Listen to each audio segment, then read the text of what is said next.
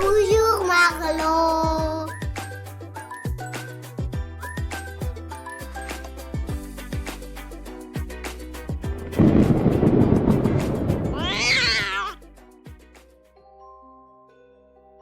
Un après-midi d'été, papa et maman nous ont emmenés, Juliette et moi, visiter un château. Waouh. Un vrai château de chevalier. Quelle excitation! Pour l'occasion, j'ai pris ma cotte de maille et mon bouclier. Et j'ai prêté Môme à Juliette. Wow. Nous l'avons vu se dessiner sur le haut de la colline vers laquelle nous roulions. Tout semblait y être. Le donjon, le pont-levis, les murs crénelés, la herse. Aucun chevalier en vue, cependant. Je sais bien qu'il n'y en a plus depuis longtemps, que nous ne sommes plus au Moyen-Âge. Mais sait-on jamais? Papa nous a raconté que le dernier seigneur de ce château était un chevalier terrible. Redouté et redoutable, il terrorisait tout le monde alentour. Ça y est, nous voilà enfin arrivés. Je trépigne. Oui. Papa, maman et Juliette traînent alors que je suis un groupe. Ils ont tous le même chapeau orange et marchent vite, eux. Tiens, l'un d'eux est en train de parler du fameux chevalier. Ce chevalier, seigneur de Tirois, était cruel et sanguinaire. La légende raconte qu'il a été condamné à hanter son propre château pour l'éternité et effraie tous les visiteurs. Alors, gare à vous pendant la visite. Ouh! Maman! Papa! Juliette! C'est un château hanté! Pile ce qu'il nous fallait. On avait besoin d'aventure, Juliette et moi. Papa et maman nous ont laissé partir en exploration devant eux. Georges, on te fait confiance. Vous ne touchez à rien. Parfait. Je ne compte rien toucher. Juste trouver un fantôme. En traversant le pont-levis avec Juliette, on jette un regard sur les douves profondes qui entourent le château. L'eau est verte. Ça ne donne pas envie d'y tomber. En tout cas, le fantôme n'y est certainement pas. On court partout. Cuisine, salle de réception, escalier à vis dans le donjon. On fait le tour du château en passant par le chemin de ronde. Tu sais, le chemin en haut des murs crénelés qu'utilisaient les gardes pour surveiller les abords du château. Rien. Allons voir les chambres, me supplie Juliette, qui, elle, rêve de voir un lit à baldaquin. Très bien, descendons.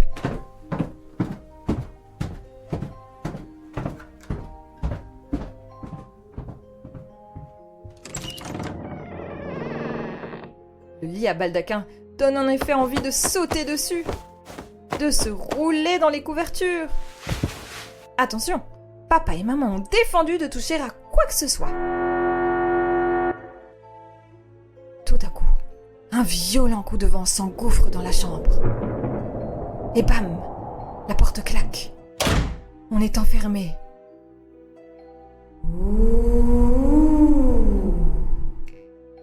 Georges, tu entends? Juliette ne peut retenir un glapissement. Quant à moi, je frissonne un peu. Beaucoup.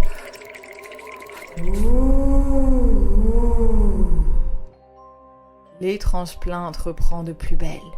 Là, derrière les rideaux du lit à baldaquin, un fantôme. C'est lui. Eh oui, c'est moi. Le fantôme prend la parole et s'avance. C'est un chevalier. Le bruit de son armure se fait même entendre à chaque pas. Je me cache derrière le coffre, en tirant Juliette vers moi. « Qu'est-ce que vous voulez ?» demande Juliette fermement au fantôme. Ça alors? Sa voix ne tremble même pas. Je veux me libérer de cette malédiction, vocifère le fantôme. Presque 1000 ans que je suis coincé ici, à terroriser ceux qui s'aventurent chez moi. C'était drôle au début, mais me voilà lasse et fatigué. Je veux pouvoir partir. Ton frère et toi m'avez l'air courageux et malin comme tout. Accepteriez-vous de m'aider? Juliette me lance un regard comme une question. Oui, seigneur de Tilloy, je réponds. Nous vous aiderons. Le fantôme éclate d'un grand rire.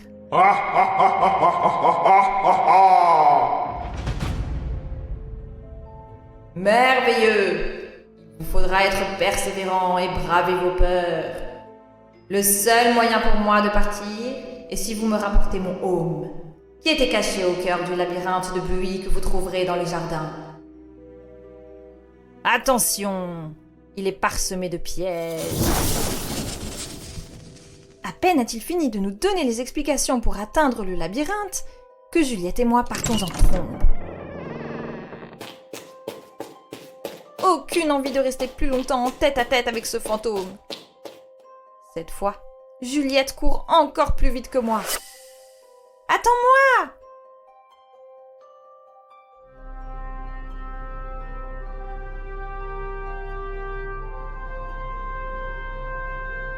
L'entrée du labyrinthe nous fait face. Je pense qu'elle devait être plus nette il y a 1000 ans, car aujourd'hui, on la distingue à peine derrière les ronces. C'est sans doute pour cela que nous sommes seuls à nous y risquer. Juliette nous cueille quelques murs pour nous donner du courage. Allez, pas de temps à perdre. Nous pénétrons dans le labyrinthe. Je ne fais pas le malin. L'air est plus frais ici. Et le silence est étrange. Les chants d'oiseaux se sont brusquement tus. Les buis sont hauts, si bien que l'on voit à peine le ciel. Juliette m'attrape la main. Pas pour se rassurer, non, pour m'empêcher de courir dans tous les sens, comme je comptais le faire. Reste avec moi, Georges. Je hoche la tête. D'accord. Pas question de se perdre dans ce dédale. Nous avançons à petits pas, guettant le moindre indice. À chaque tournant, j'espère tomber sur un panneau qui dirait « Par ici, le aume du chevalier ». Mais non, rien, juste du verre, des ronces et le silence. Soudain, un crac se fait entendre sous mes pieds. Trop tard, le sol se dérobe. Ah! Je hurle, ferme les yeux et atterris dans un gros tas de feuilles mortes. Juliette saute juste après moi. Un piège! On est tombé dans un piège! Je me redresse en râlant.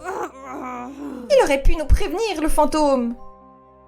Mais alors que je dépoussière ma tunique de chevalier, Juliette pousse un cri de joie. Wow! Regarde!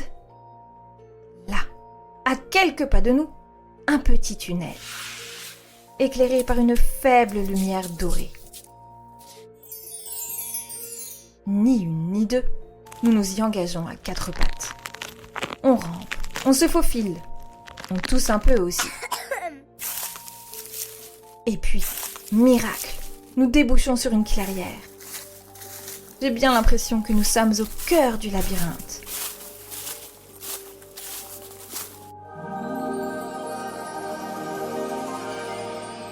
Une statue en pierre trône au milieu. Un chevalier figé dans le temps, sans casque. Et juste devant lui, sur un coussin de velours, le aume du seigneur de Tilloy. Noir et or, en parfait état malgré les siècles. « Tu crois qu'il va nous arriver quelque chose si on le touche ?» demande Juliette. Je grimace. Il a dit de ne toucher à rien, sauf au aume. Alors allons-y. D'un geste solennel, Juliette soulève le casque. Une lumière éclatante nous aveugle. Le sol tremble. La statue s'effrite. Un souffle chaud nous enveloppe, comme un soupir de soulagement. Peut-être le nôtre. Puis, plus rien. Le silence, mais cette fois, le chant des oiseaux arrive jusqu'à nous. Juliette me tend le haume. Allons le rendre à son propriétaire. Nous ressortons par une porte de feuillage, apparue juste derrière la statue, comme par magie. Juliette me raconte que quelque chose lui a chatouillé les pieds quand nous étions dans le tunnel. Moi aussi. Je pensais que c'était elle. Brrr. Quelques minutes plus tard, nous revoilà dans la chambre du lit à baldaquin. Le fantôme nous attend. Il semble différent, plus léger, presque transparent. Juliette lui tend le haume. Il s'agenouille devant elle, puis il le pose sur sa tête.